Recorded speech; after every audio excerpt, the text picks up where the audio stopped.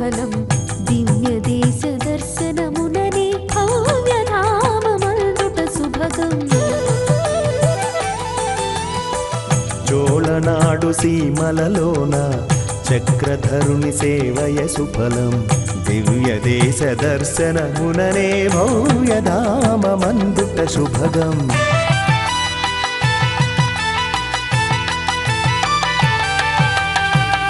ఆళ్వారుల ఆరాధనలే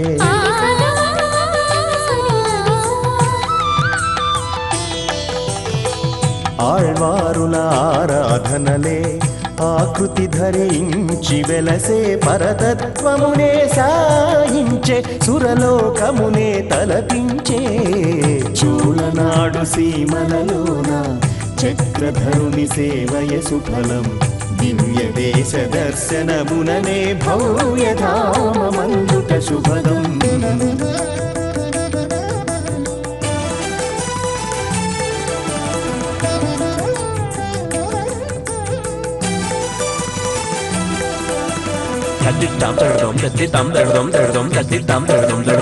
తదిం కడగజం తదిం కడగజం తదిం కడగజం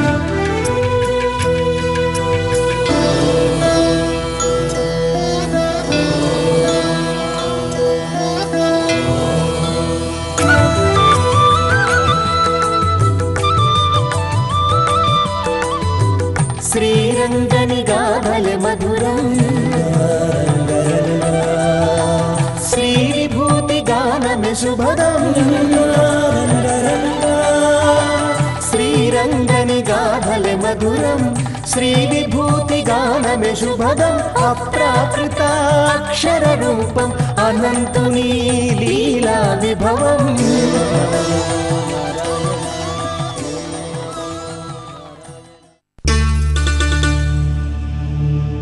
తిరువాట్టారు. మనం భగవానుడిని పొందడానికి ఎన్ని పాట్లు పడతామో భగవానుడు కూడా మనని పొందడానికి అన్ని పాట్లు పడుతూ ఉంటాడట. భగవానుడిని పొందడానికి మనం కర్మయోగమనో జ్ఞానయోగమనో భక్తి యోగమనో ప్రపత్తి యోగమనో అవతార రహస్య యోగమనో పురుషోత్తమ ప్రాప్తి యోగమనో ఏవో యోగాల్ని మనం పట్టుకుని వాటి ద్వారా మనం ఎంతో కాలం ప్రయత్నించినా ఆ భగవానుడు మనకి లభ్యం కాడు. అదేవిధంగా భగవానుడు కూడా మనని ప్రేమించి మన కోసరంగా ఆయన ఎన్నో పాటలు పడుతూ ఉంటాడట. చూడండి, తానొట్టి వంది ఎంతన నంజె వంజిత్తి అంటారా అళ్ళవార్లు. అంటే మనం పిలవకపోయినా మనను పొందాలి అనేటువంటి కోరికతోటి తనంతట తానుగా వచ్చి మన హృదయంలో ప్రవేశించాడట. ఎలా ప్రవేశించాడు? మనకే తెలియకుండా ప్రవేశించాడు. ప్రవేశించిన దగ్గర నుంచి మనని పొందడానికి మనని అభిముఖుడుగా చేసుకోవడానికి ఎన్నో పాటలు పడుతూ ఉంటాడు సర్వేశ్వరుడు. ఇది అర్జునుడి విషయంలో మనం ప్రత్యక్షంగా చూడవచ్చు. ఆనాడు భారత యుద్ధం సంప్రాప్తమైంది. భారత యుద్ధంలో పాండవ పక్షాన తాను సహకరిస్తాను, అర్జునుడి యొక్క రథానికి సారథ్యం వహిస్తాను అని చెప్పి ఒప్పుకున్నాడు స్వామి.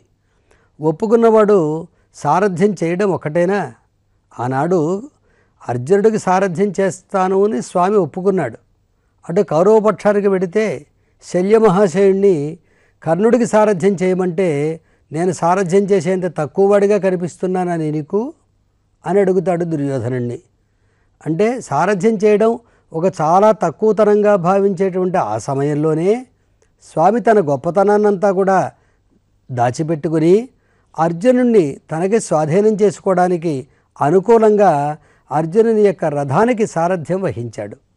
సారథ్యం వహించడమే కాదు, నఖ నియమిత కండూన్ పాండవ స్యందనాశ్వాన్ అని ఆ గుర్రాలన్నిటికీ కూడా మాలిష్ చేశాడట.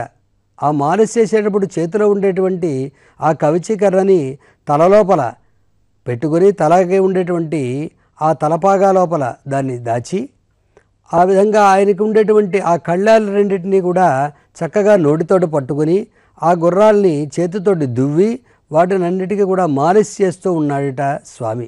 అంటే అంత గొప్పవాడు, పరమపదవాసుడైనటువంటి పరవాసుదేవుడు శ్రీకృష్ణుడిగా అవతరించడమే కాదు, ఆ సారథ్యాన్ని వహించడమే కాదు, ఆ గుర్రాలకు మాలిష్ చేసేటువంటి స్థితికి కూడా ఆయన వచ్చేశాడు అంటే ఆశ్రితుల యొక్క పారతంత్ర్య విషయంలో, ఆశ్రిత పారతంత్ర్యం విషయంలో ఆయన ఎంత పరతంత్రుడుగా ఉన్నాడు మనం దీంట్లో దర్శించవచ్చు. అందుకనే విష్ణు సహస్రనామంలో ఒక నామం ఉన్నది భగవానుడికి విధేయాత్మ. తనని ఎవరైతే ప్రేమించి తనని ఆరాధిస్తారో, తనే కావాలి అని అనుకుంటారో, తన మీద ప్రాణాలు పెట్టుకుంటారో అటువంటి వారి విషయంలో తాను విధేయుడుగా ఉండి వారికి కట్టుబడిపోయి ఉండి వారి విషయంలో తన యొక్క పారతంత్ర్య గుణాన్ని ప్రకాశింపజేస్తాడు అని. అదిగో అటువంటి పారతంత్ర స్వరూపాన్ని ప్రకాశింపజేసేటువంటి దివ్యమంగళ విగ్రహంతో ఈ తిరువాట్టారు క్షేత్రంలో స్వామి శయనించి ఉన్నాడు. తిరువనంతపురం లాంటి క్షేత్రమే తిరువాట్టారు. తిరువనంతపురం ఆలయం, తిరువాట్టారు ఆలయాలు ఒక్కలాగే ఉంటాయి. నాగర్ కోయిలల్కి పశ్చిమంగా 25 కిలోమీటర్ల దూరంలో ఉండే ఈ క్షేత్రాన్ని పెద్దలు ఇలా కీర్తిస్తున్నారు.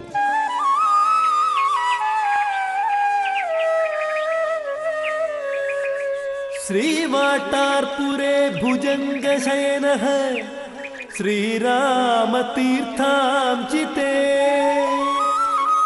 త్వష్టాంగాహ్వయమాదికేశవ విభుః వైమానమాస్తశ్రియం దేవీం మారతకోపపూర్వలతికాం సంప్రాప్య పశ్చాన్ముఖః స్తుత్యశ్చంద్రపరాశరాక్షీ విషయః రేజే శఠారేన్మునేః.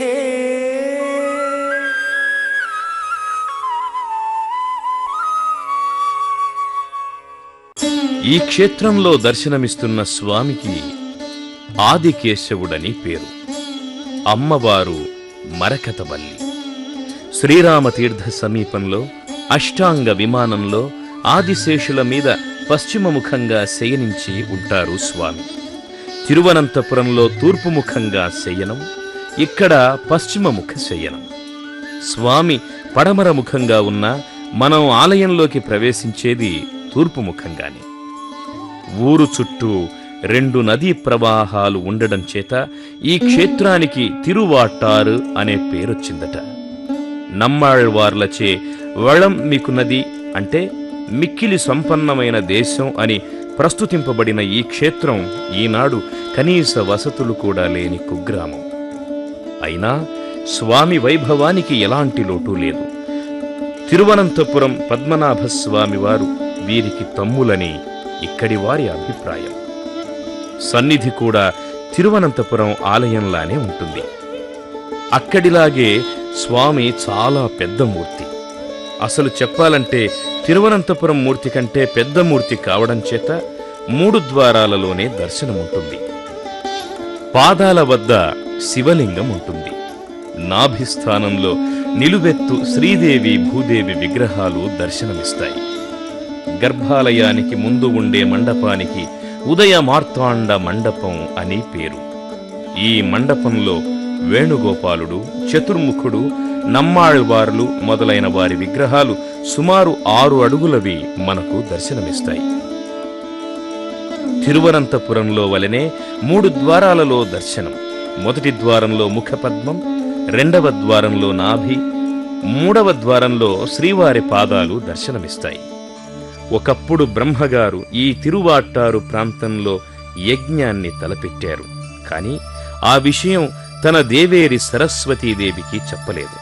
దాంతో ఆమెకు కోపం వచ్చేసింది. సరే, యజ్ఞం ప్రారంభమయ్యింది. ఋత్విక్కులు మంత్రాలు ఉచ్చరిస్తున్నారు. కాని సరస్వతీదేవి కోపగించి వారి నాలుకల మీద సరిగ్గా నర్తించడం మానేసింది. దాంతో వారి ఉచ్చారణలో దోషాలు ఏర్పడ్డాయి. ఆ కారణాన యజ్ఞకుండంలోంచి యజ్ఞపురుషుడికి బదులుగా 2 రాక్షసులు అన్నా చెల్లెళ్లు పుట్టుకొచ్చారు. వారే కేశన్, కేసి అనేవారు.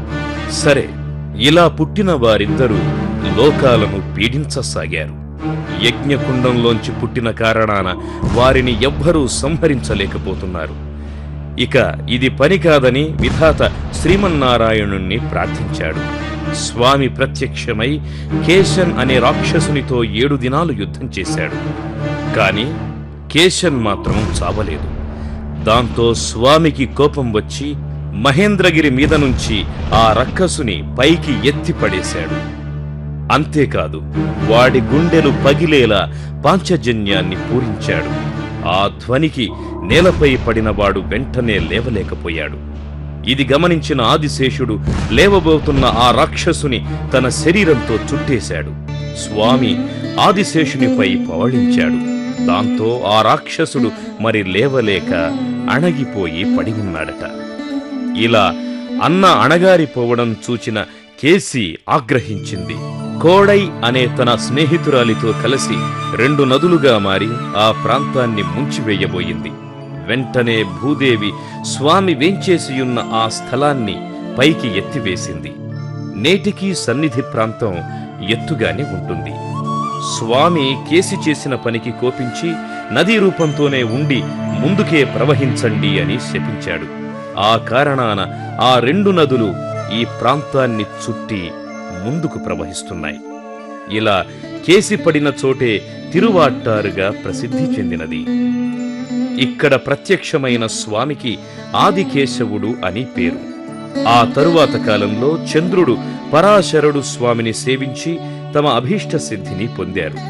ఈ స్వామి తిరువనంతపురం రాజులకు ఇష్టదైవం. ఒకప్పుడు ఈ ఆదికేశవ స్వామికి ప్రతినిత్యం సుమారు 1200 కేజీలతో తయారైన ప్రసాదం నైవేద్యంగా సమర్పించేవారట. ఆ వైభోగం ఈనాడు మనకు కనిపించదు. తైలదీపాల వెలుగులో స్వామి అద్భుతంగా దర్శనాన్ని అనుగ్రహిస్తారు. అయితే తిరువనంతపురంలో కనిపించినట్లుగా ఇక్కడ నాభీకమలంలో చతుర్ముఖుడు మనకు కనిపించడు. అత్యంత వైభవోపేతమైన ఈ దివ్య దేశాన్ని నమ్మాళ్వార్లు ఆదరంతో ప్రస్తుతిస్తారు. ఓ మనసా, నేను కోరిన విధంగానే సర్వేశ్వరుడు నన్ను అనుగ్రహించి పరమపదమును ప్రసాదిస్తున్నాడు. ఇక నువ్వు నీ మొండి పట్టుదల వదలి ఈ సంసారంలో తిరిగి పుట్టనవసరం లేకుండా తిరువాట్టారు స్వామి యొక్క శ్రీపాదాలను ఆశ్రయించు. ఇలా తిరిగి జన్మ లేకుండా చెయ్యాలనే అతడు మన అనాది పాపములను పోగొట్టినాడు. తనను పలుమార్లు ప్రస్తుతించే భాగ్యాన్ని కలుగజేసినాడు. లోకులతో సహవాసమును తప్పించినాడు. అతడు చేసిన ఉపకారములను తలచుకొని ఒక్కసారి ధన్యతనుందుము. ఓ మనసా, ఆ సర్వేశ్వరుని నామములను అనేకము చెప్పితిమి కదా. అతడు నేడు మనలను అనుగ్రహించినాడు. అతడే నేడు తిరువాట్టారు క్షేత్రంలో వేంచేసియుండి మనము కోరినట్లు పరమపదమును ప్రసాదించుటకై త్వరపడుచున్నాడు. త్వరగా వారి శ్రీపాదములను ఆశ్రయింపుము అంటూ ప్రస్తుతించే ఈ పాటను వినండి. நாராயணனை நாமங்கள் பல சொல்லி மண்ணுலகில் வளம் மிக்க பாட்டாத்தான் வந்தின்னி விண்ணுலகம் தருவானாய் விறகின்னான் விழிவாயே எண்ணினவாறாக இக்கருமங்களின் நெஞ்சே. విత్తువక్కోడు. గోపికలందరూ కూడా యశోదాదేవి దగ్గరికి వచ్చి, చూడమ్మా, మీ పిల్లవాడు మా ఇంట్లో పాలు పెరుగు ఉండనివ్వటం లేదు. ఎంత దూరంలో పెట్టినా, ఎంత పైకి పెట్టినా వచ్చి వాటిని అన్నిటినీ కూడా తాగేస్తున్నాడు, తినేస్తున్నాడు. ఏదో తానొక్కడు తింటే పర్వాలేదు, తన కూడా ఉండేవాళ్ళందరికీ కూడా పెట్టడమే కాదు, ఆ కొండలన్నిటినీ కూడా పగలగొట్టి వెళ్ళిపోతున్నాడమ్మా అని గోపికలందరూ కూడా యశోదాదేవితోటి శ్రీకృష్ణుని మీద ఫిర్యాదు చేశారు. వెంటనే యశోదమ్మ శ్రీకృష్ణుని పిలిచింది. ఆయన వచ్చాడు. ఒక చేత్తోటి వెన నాక్కుంటూ, ఇంకో చేత్తోటి బొజ్జ తడువుకుంటాను. ఏమయ్యా, నువ్వు వారింటికి వెళ్ళి వెన్న తిన్నావా నువ్వు అనంటే, నేను తినలేదమ్మా, వాళ్ళు ఇల్లు ఎక్కడ ఉందో కూడా నాకు తెలియదు అని బుకాయిస్తాడు. అయితే ఇప్పుడు నువ్వు తింటున్న పని ఏమిటి, నీ చేతిలోది ఏమిటి అని అడిగింది యశోదమ్మ. నిన్న నువ్వు పెట్టావు కదా వెన్న, దాన్ని దాచుకుని ఈ పూట తింటున్నాను అని చెప్పినని ఒక చక్కని అబద్ధాన్ని ఆడేశాడు స్వామి. ఓహో, నీకు దాచుకోవడం కూడా తెలిసినా స్వామి నాయనా అని చెప్పినంటూ యశోద ఆ పిల్లవాడిని పట్టుకుని కట్టేయడానికి ప్రయత్నించింది. ప్రయత్నిస్తే ఈయన దొరకకుండా పారిపోతున్నాడు. పారిపోతుంటే ఆమె ఒక కర్ర తీసుకుని అతన్ని తరవడం ఆరంభించింది. తరవడం ఆరంభిస్తుంటే ఈయన పరుగులు తీసి చివరికి ఆ తల్లి చేతికి దొరికిపోయాడు. దొరికితే ఆమె 2 చొరకలు అంటిద్దామని అనుకున్నది. కర్ర పైకెత్తేటప్పటికి ఏం చేశాడు ఈయన, ఆ యశోదమ్మ కాళ్ళు 2 పట్టుకుని అమ్మ నన్ను కొట్టకు అని చెప్పినని రాని ఏడుపుని అభినయిస్తూ కళ్ళు నిలుపుకుంటూ లేని కన్నీరు తెచ్చుకున్నాడట. ఇదే భావాన్ని కులశేఖరాళ్వార్లు తల్లి కోపించినప్పటికీ బిడ్డ తల్లి పాదములను విడిచిపెట్టదు కదా అని అంటారు. అదే భావాన్ని వారు అనుగ్రహించిన పెరుమాళ్ తిరుమడిలో కూడా అనుగ్రహిస్తారు. అటువంటి ఆ దివ్యానుగ్రహానికి పాత్రమైనటువంటి క్షేత్రం విత్తువక్కోడు. మలయాళ దేశంలో ఉండేటువంటి ఈ దివ్యక్షేత్రాన్ని మనం దర్శించినప్పుడు మనకి ఆ కులశేఖరాళ్వార్ల యొక్క దివ్యానుభవాలన్నీ కూడా మనకి కలుగుతాయి. అటువంటి క్షేత్రాన్ని ఇప్పుడు దర్శించండి. షోరానూర్ ఎర్నాకులం రైలు మార్గంలో పట్టాంబి స్టేషన్కు 2 కిలోమీటర్ల దూరంలో ఉన్నది ఈ క్షేత్రం. గురువాయూర్ షోరానూర్ బస్సు మార్గంలో గురువాయూరుకు 10 కిలోమీటర్ల దూరంలో ఉన్నది. ఈ క్షేత్ర ప్రశస్తిని గురించిన ఈ శ్లోకం వినండి.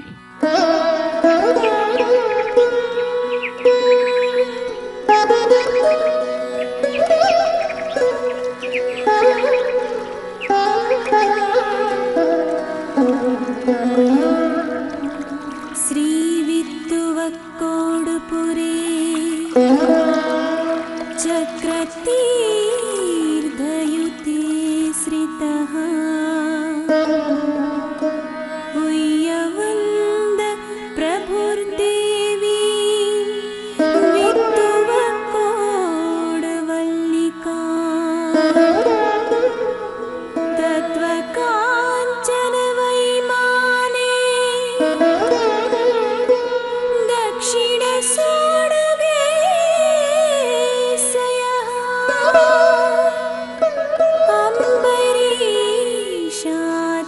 అంబరీషాతిధిర్భాతి కులశేఖర సంస్తుతః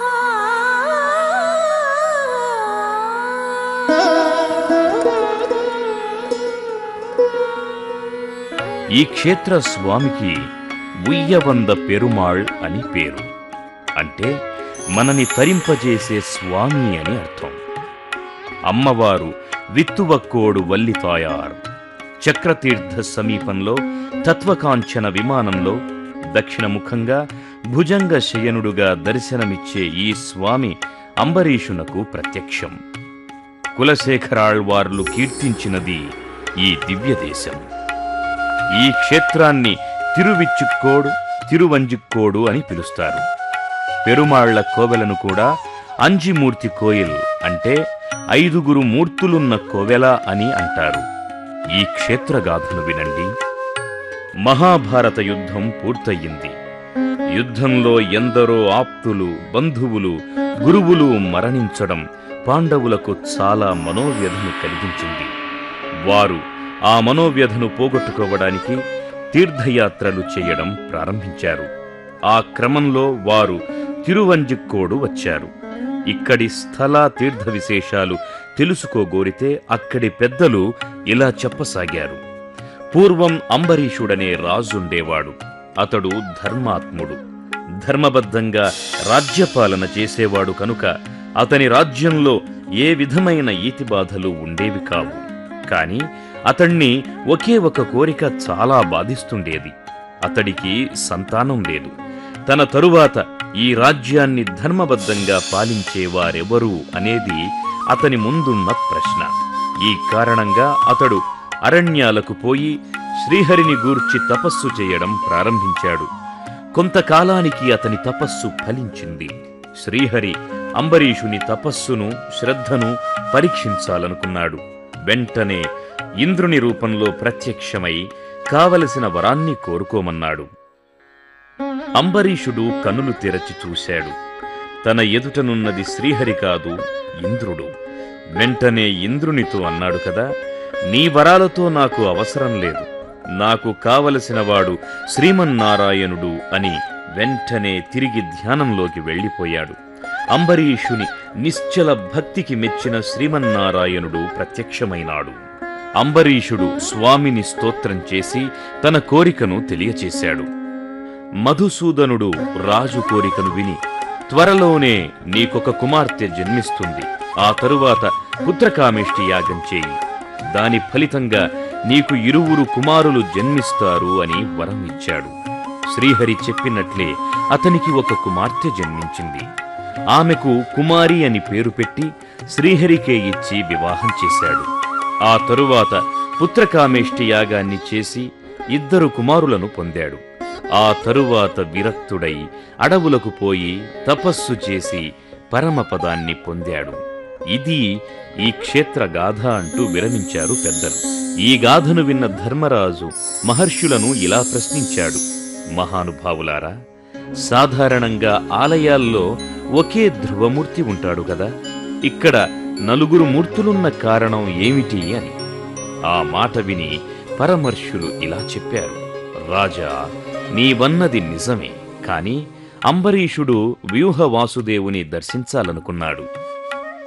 కనుకనే వాసుదేవ, సంకర్షణ, ప్రద్యుమ్న, అనిరుద్ధ రూపాల్లో స్వామి ప్రత్యక్షమైనాడు. అందుకనుగుణంగానే 4 మూర్తులు ఇక్కడ ఉన్నారు అని చెప్పారు. పంచపాండవులు ఆ మూర్తులను పునరుద్ధరించారు. ఇక్కడ క్షేత్రపాలకుడైన పరమేశ్వరుని ఆలయం కూడా ఇదే దేవాలయ ప్రాంగణంలో ఉండడం ఒక విశేషం.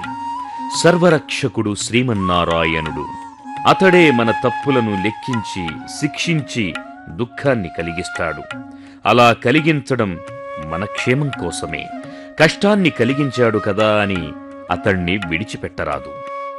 మనము అతని పాదములను ఎప్పటికీ విడవరాదు అనే విషయాన్ని తమదైన బాణీలో చెప్పుచున్న కులశేఖర పెరుమాళ్ మాటలను వినండి. స్వామి, విత్తువక్కోడులో వెంచేసియున్నవాడా, నీవు నాకు తండ్రివే కాదు తల్లివి కూడా. నువ్వు నాకు దుఃఖాన్ని కలుగజేసినా సరే, కలిగిన ఆ దుఃఖాన్ని పోగొట్టకున్నా సరే, నేను మాత్రము నీ శ్రీపాదములను విడిచిపెట్టను అంటూ పాడే ఈ కీర్తన వినండి. தருகையிறந்தடாயேல் உன் சரணல்லால் சரணில்லை பிறகடவு மலர்புடில் சோழ் வித்துவக்கோட்டம்மானே அரசினத்தால் இன்னதாய் ஆத்திடனும் மற்றவள் தன் அருள் நிறந்தே அழுங்குழவி அதுவே போந்திருந்தேனே.